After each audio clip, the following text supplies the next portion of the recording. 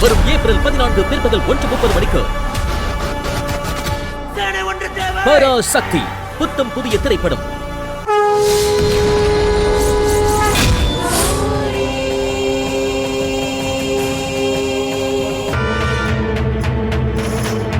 Ashok madam, நான் சொல்றத கேட்டு வருத்தப்படாதீங்க. ஆனா இதுதான் உண்மை. அந்த கொலைகாரனுக்கு உங்க வீட்ல இருந்து யாரோ தெளிவா கம்யூனிகேட் பண்றாங்க. எனக்கு தெரிஞ்சு இப்போதைக்கு இது முடிகிற மாதிரி இல்ல. காவேரிய கொலை செய்யற வரைக்கும் அவங்க சும்மா இருக்க மாட்டாங்க. குற்றவாளியை பிடிக்கிற வரைக்கும் போலீஸ் ப்ரொடெக்ஷன் கொடுத்துதான் உங்க அம்மாவை காப்பாற்ற முடியும்.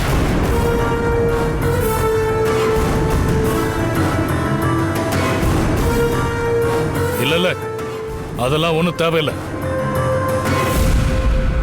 எங்க ஜமீனுக்குன்னு ஒரு அந்தஸ்து இருக்கு.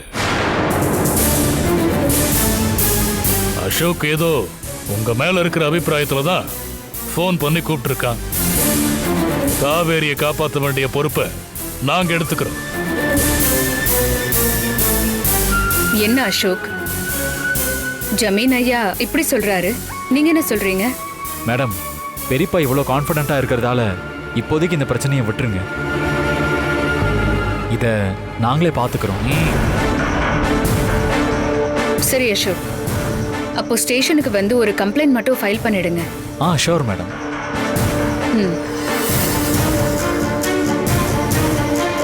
பயப்படாம இருங்க, ஆனா எச்சரிக்கையா இருங்க. உங்களை காப்பாத்த நாங்க இருக்கோம். சரிங்க மேடம். வரேன் அசோக். வாங்க மேடம். வரேன். வாங்க.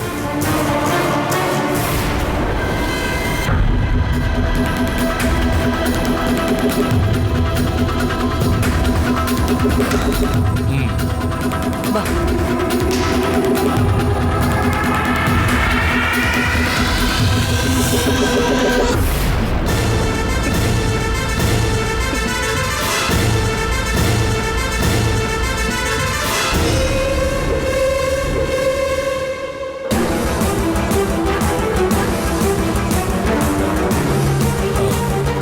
காவேரி, அப்ப நீ ஏதோ சொல்ல வந்த, ஆனா நந்தினியை பார்த்ததும் சொல்லாம மறைச்சிட்ட.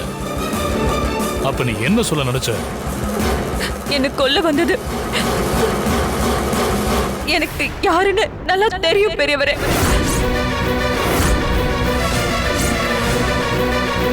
யாரு? ஏன் தயங்குற? அது யாரா இருந்தாலும் சரி, அவங்கள உண்டு இல்லைன்னு பண்ணிடுற. யாருன்னு சொல்லு காவேரி.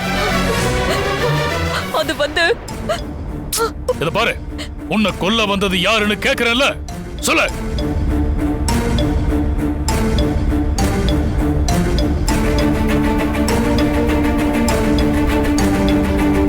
அது வந்து பெரியவரே. நீங்களே அது யாருன்னு சொன்னாதானே உங்களை என்னால பாதுகாக்க முடியும். இப்ப நீ சொல்ல போறியா இல்லையா?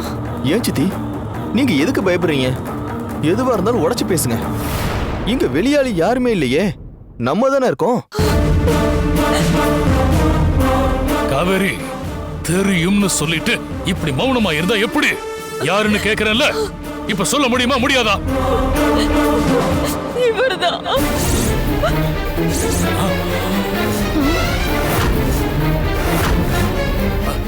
காவேரி, என்ன பயத்துல உளறியா? இல்ல உனக்கு புத்தி கித்தி கேட்டு போச்சா? நான் எதுக்கு உனக்கு கொல்லணும்? அண்ணே, இவ பொய் சொல்றானே. ஏங்க பொய் சொல்றீங்க? இத்தனை வருஷம் நான் உங்க கூட குடும்பம் நடத்திருக்கேன், எனக்கு தெரியாதா? எதுக்காக என்ன கொல்ல பாத்தீங்க? முதல்ல அதுக்கு பதில் சொல்லுங்க.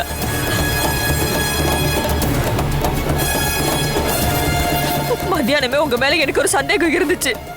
இப்ப சொல்றேன், மதியம் பிரியாணியில விஷத்தை கலக்குனதே நீங்க தான்.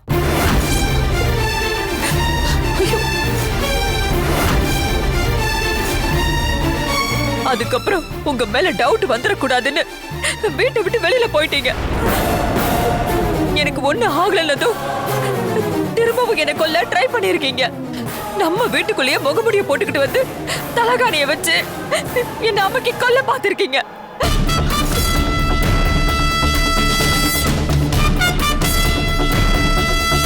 ஏன்டா பேசாம நிக்கிற? வாயை திறந்து பேசு. நீதான் காவேரிய கொல்ல பாத்தியா?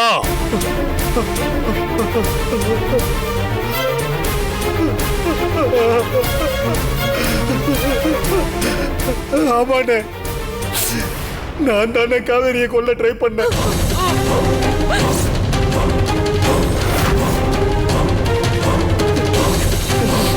டேய், எதுக்குடா கொல்ல பார்த்த? காவேரியை கொல்ல, காவேரியை கொல்ல, காவேரியை கொல்றதுக்கு உங்களுக்கு எப்படி மனசு வந்துச்சு? அவரை விட்டுடுங்க, பெரியவரை அடிக்காதீங்க. நீங்க விடுங்க. அப்பா கொஞ்சம் விடுறீங்களா? சித்தப்பா, ஏன் இப்படி பண்ணீங்க? உங்க 2 பேருக்குள்ள அப்படி என்னதான் பிரச்சனை? பிரச்சனையே இருந்தாலும் கட்டின பொண்டாட்டியே கொல்லணும்னு நினைப்பாங்களா? சொல்லுங்க தம்பி. அண்ணி, எங்களுக்குள்ள எந்த பிரச்சனையும் இல்ல. அப்புறம் எதுக்குடா காவேரிய கொல்ல ட்ரை பண்ண? ஐயோ அண்ணே, காவேரிய உயிரோட விட்டா அவன் என்ன கொன்னுடுவானே.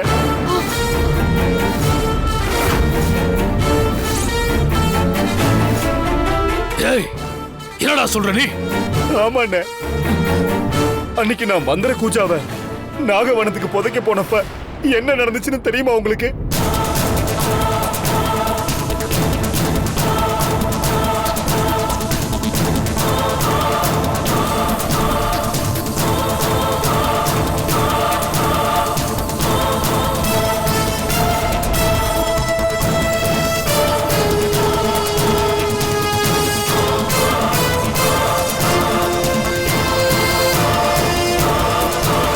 என்னங்க, இந்தாங்க ஜூஸ் குடிங்க.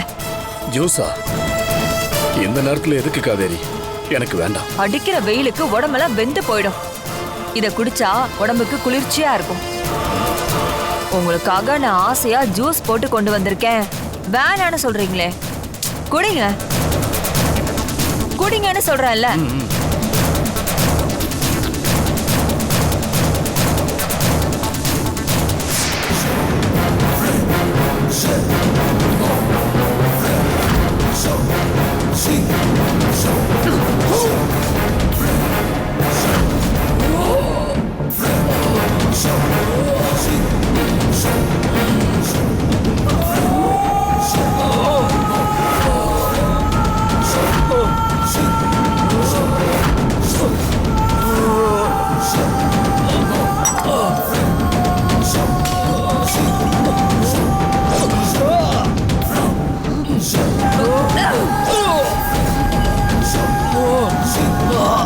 டேய், நீ என் புருஷன் இல்லடா. சின்ன கொல்ல வந்த எம. உனக்கு முன்னாடி நான் முந்திக்கிறேன். செத்து தொலை.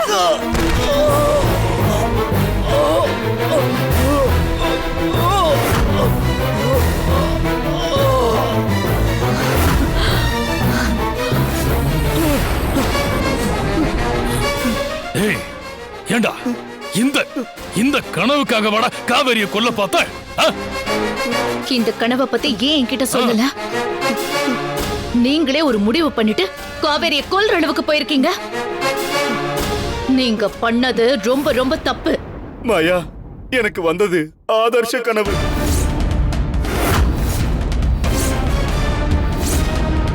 ஓ, ஆதர்ச கனவுன்னு நீங்களே முடிவு பண்ணிட்டீங்களா? சரி, அது ஆதர்ச கனவா கூட இருக்கட்டுமே.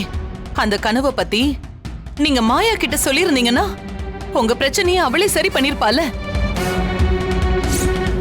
கனவுல வந்ததை நம்பி கட்டின பொண்டாட்டிய கொல்ல பாத்திருக்கீங்களே, இத நான் உங்ககிட்ட இருந்து எதிர்பார்க்கல தம்பி.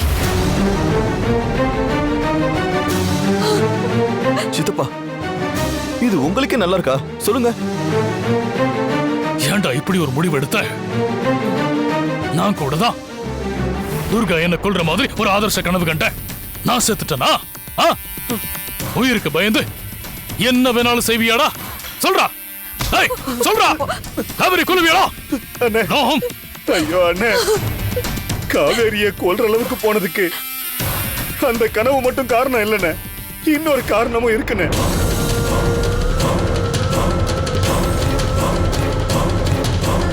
என்னடா என்னடா சொல்ற? ஆமாண்ணே, அந்த கனவு கண்ட கொஞ்ச நேரத்திலேயே எனக்கு ஒரு போன் வந்துச்சு.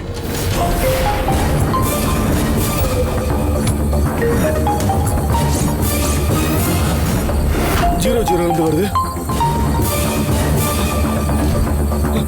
ஹலோ, என்ன ஜனா, கனவு எப்படி இருந்துச்சு? நல்ல த்ரில்லிங்கா மாசா இருந்துச்சா? உனக்கு வந்த கனவு சாதாரண கனவு இல்ல, ஆதர்ஷ கனவு. ஆதர்ஷ கனவுனா என்னன்னு உனக்கே நல்லா தெரியும். நீ பாக்குற காட்சி எல்லாம் கூடிய சீக்கிரம் நிஜத்திலயும் நடக்க போகுது. நீ என்ன சொல்ற? ஆமா, உன்னோட சாவுக்கு காரணமா இருக்க போறதே உன் மனைவி காவேரி தான். காவேரியால தான் நீ சாக போற. அதை யாராலையும் மாத்த முடியாது. நீ ஆசை ஆசையா தாலியை கட்டின உன் அன்பு மனைவி உன் கனவுல பார்த்த மாதிரியே உன்னை கத்தியால குத்தி துடி துடிக்க கொல்ல போறா. இது கண்டிப்பா நடக்கும். யார் நீ? எதுக்காக என்ன கொல்ல பாக்குற? என்னது? நான் உன்னை கொல்ல பாக்குறேனா? உன்னை கொல்ல போறது நான் இல்ல, உன் மனைவி. நீ செஞ்ச பாவங்களுக்கு கிடைக்க போற மொத்த தண்டனை தான் இந்த மரணம். கர்மா கர்மான்னு சொல்லுவாங்களே, நீ கேள்விப்பட்டதில்ல? ஒரு அபல பொண்ண துடி துடிக்க அடிச்சு குளத்துக்குள்ள போட்டீங்களே, ஞாபகம் இருக்கா? அதே மாதிரிதான் உன்னோட முடிவும் கொடூரமா இருக்க போகுது. கர்மா யாரையுமே சும்மா விடாது. எனக்கு தெரிஞ்சு போச்சு, எனக்கு தெரிஞ்சு போச்சு. நீ கனகா தானே? ஏய் கனகா, ஏய் கட் பண்ணிட்டா.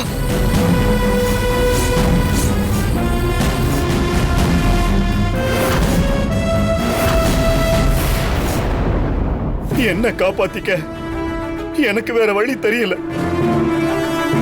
அதான் மனச கல்லாக்கிக்கிட்டு காவேரிய கொல்ல முடிவு பண்ண.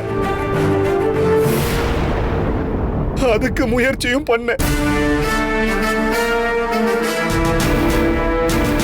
உனக்கு கொஞ்சமாவது அறிவு இருக்காடா? யாரோ ஒருத்தி இப்படி போன்ல சொன்னதுக்காக உன் மனைவிய நீ ஏன் கொல்ற அளவுக்கு போவியா? கொஞ்சமாவது யோசனை வேண்டாம்? அண்ணே, அந்த கனவு, அவளோட போன், இது மட்டும் இல்லண்ணே. நாம பார்த்த ஜோசியர் சொன்ன விஷயமும் ஒரு காரணம்னே. அடுத்த அமாவாசைக்குள்ள நான் சாக போறேன்னு ஜோசியர் சொன்னார்ல, அதோட அவசகுணமா என் போட்டோவும் கீழே விழுந்து உடைஞ்சது. என்ன நானே காப்பாத்திக்கிறதுன்னு முடிவு பண்ணி கனவுல என்ன கொல்ல வந்த காவேரிய நான் முந்திக்கிட்டு கொன்னுட்டா என் உயிருக்கு ஆபத்து இருக்காதுன்னு நினைச்சேன். சாகிறது காவேரியா இருக்கணும், ஆனா குற்றவாளி நானா இருக்க கூடாதுங்கிறதுல நான் ரொம்ப தெளிவா இருந்தேன். அதனாலதான் பிரியாணியில விஷத்தை கலந்த. முகமுடி போட்டுக்கிட்டு அடையாளம் தெரியாத மாதிரி வந்து காவேரிய கொல்ல பார்த்த. என்ன பத்தி நீங்க புரிஞ்சு வச்சுக்கிட்டது அவ்வளவுதானா? நான் உங்களுக்கு கொல்ல வேணாம். எப்படிங்க நீங்க நம்புனீங்க? உங்களுக்காக என் உசிரை நான் கொடுப்பேங்க. நான் எப்படிங்க உங்களை? பாருங்க, இதான் உங்களுக்கும் காவேரிக்கும் உள்ள வித்தியாசம். கண்ட கனவுக்காக உங்க பொண்டாட்டியே கொல்ல பாத்தீங்களே. காவேரி, என்ன மன்னிச்சிரு காவேரி, நான் தப்பு பண்ணிட்டேன். அழறத நிறுத்துங்க. தப்பு தப்பா முடிவு எடுத்துட்டு அழுத எல்லாம் சரியாயிடுமா? ஆக போறத பத்தி யோசிக்காம இப்படியே அழுதுட்டு இருந்தீங்கன்னா நாளைக்கு உங்களை நினைச்சு இவங்க எல்லாருமே அழற நிலைமை தான் வரும். முதல்ல அழுகிறத நிறுத்துங்க. பௌர்ணமிக்கு காவேரி ஏதோ குறி வச்சிருக்கான்னு நினைச்சோம். ஆனா இப்ப அவ ஜனாவுக்கும் குறி வச்சிருக்கா போல. முதல்ல இதை எப்படி தடுக்கிறதுன்னு நாம யோசிப்போம். மாயா, கனகா நம்மளை குழப்பறதுக்காக கூட இந்த வேலையை பார்த்துருக்கலாம் இல்லையா? ஆனா எனக்கு என்ன தோணுதுன்னா, அவளோட டார்கெட் ஜனா சித்தப்பா இல்ல, காவேரி சித்தி தான் நினைக்கிறேன். எப்படிடா சொல்ற? போன பௌர்ணமிக்கு வீணாவை குறி வச்சா, இந்த பௌர்ணமிக்கு காவேரி சித்திய குறி வச்சிருக்கா. அம்மாவாசைக்கு மரண கண்டன்னு ஜோசியர் தானே சொல்லியிருந்தாரு. அவர் ஒன்றும் டேட் ஃபிக்ஸ் பண்ணலையே. இத பத்தி நீ என்ன நினைக்கிற மாயா? கனகா நாள் குறிச்சதை பத்தி நம்ம இனிமே நினைக்க தேவையில்ல. ஆனா இனிமே நாம என்ன பண்ண போறோங்கிறது தான் முக்கியம். திரும்பவும் சொல்றேன், கனகா ஒருத்தர் குறி வச்சிருக்காளோ இல்ல 2 பேரையும் சேர்த்து குறி வச்சிருக்காளோ அது எனக்கு தெரியாது. ஆனா அவ கண்ணுல மண்ணை தூவிட்டு நாம தான் இவங்க 2 பேரையும் காப்பாத்தி ஆகணும். அதுக்கு அந்த கனகாவை அழிக்கணும். ஆனா அது சாதாரணமான விஷயம் அல்ல, மிகப்பெரிய சவால். சக்தி ஸ்பந்தன தீப விளக்க வீட்டுக்குள்ள வச்சு அவளை அழிக்கணும்னு நினைச்சேன். ஆனா நீங்க பண்ண கூத்தால அந்த விளக்கால என் கையை சுட்டுட்டதுதான் மிச்சம். ஆனா இந்த தடவை எக்காரணத்தை கொண்டும் அவகிட்ட நம்ம தோத்துடக்கூடாது. வீணாவை தான் நம்ம பலி கொடுத்துட்டோம், இவங்களையும் நம்ம இழந்துடக்கூடாது. ஆமா மாயா, எங்க உசிரி இப்போ உன் கையில தான் இருக்கு. கனகாவை பத்தி உன்கிட்ட முன்கூட்டியே சொல்லிருக்கணும். நான் பண்ணது தப்புதான், என்ன மன்னிச்சிரு மாயா, எங்களை கைவிட்டுறத மாயா. இத பாரு மாயா, எனக்கு என்ன ஆனாலும் பரவாயில்ல. ஆனா எனக்கு மாங்கல்யம் கொடுத்த இவருக்கு எதுவும் ஆயிடக்கூடாது.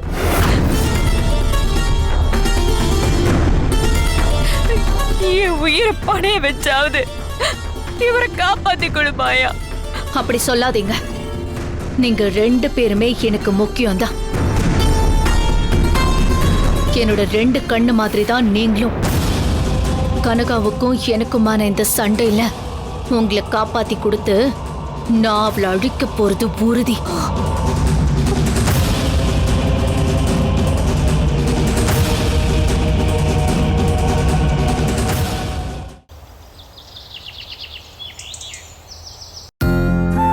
துர்கா, துர்கா, துர்கா. கௌரி என் பேரை சொல்லி கூப்பிடுறா. துர்கா,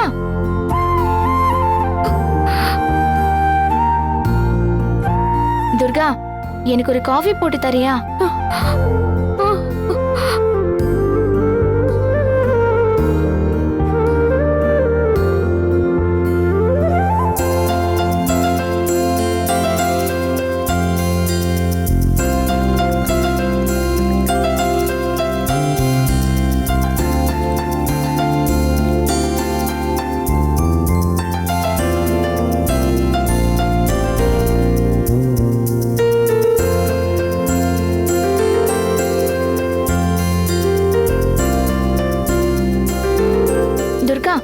இப்ப எதுக்கு நீ கண் கலங்குற?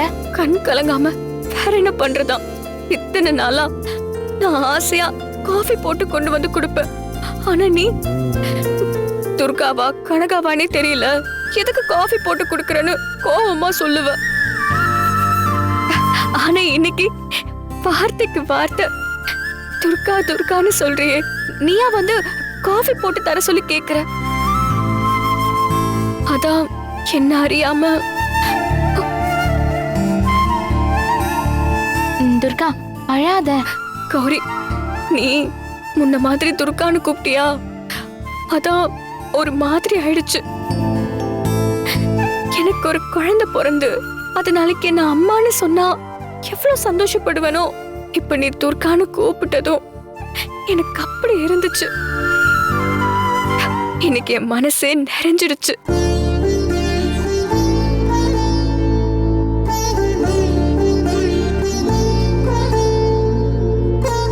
துர்கா பாக்குறாளே, இப்ப நான் அழுதனா அவளால தாங்க முடியாது, எப்படியாவது சமாளிக்கணும்.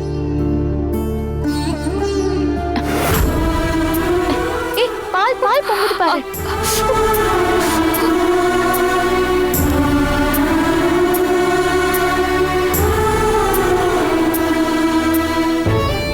விக்கிற விலையில இப்படியா வீணடிப்ப?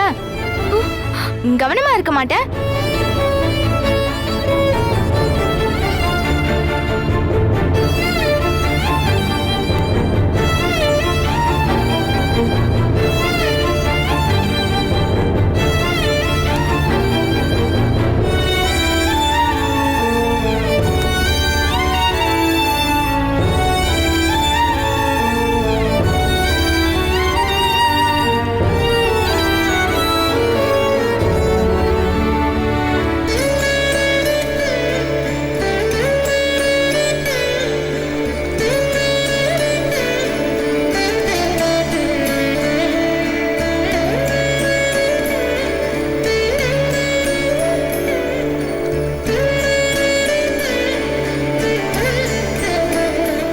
துர்கா, இப்ப எதுக்கு 2 கப்ல காஃபி ஊத்துன? உன் கூட சேர்ந்து நானும் காஃபி குடிக்கிறேன். ஆனா உனக்கு தான் காஃபினா பிடிக்காதே.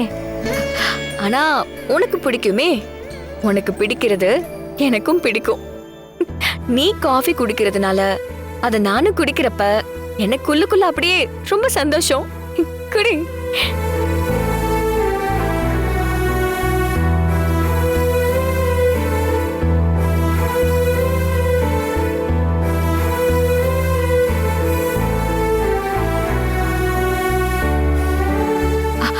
கௌரி, உனக்கு ஞாபகம் இருக்கா?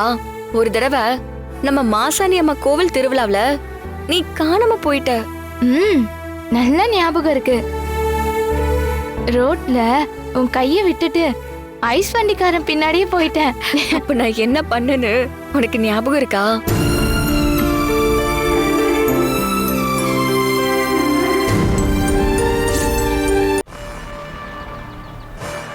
விலங்குகளோட பிணங்களுக்கு பூச்சிங்க கூடு கட்டுறது அவ்வளவு அபூர்வமான விஷயம் கிடையாது. பட் ஒரு மனுஷனோட டெட் பாடியில நாங்க பார்த்தது இதுதான் first. ஏப்ரல் 17, 18, 19 தேதிகளில் பிற்பகல் 1:30 மணிக்கு இன்ஸ்பெக்டர் ரிஷி.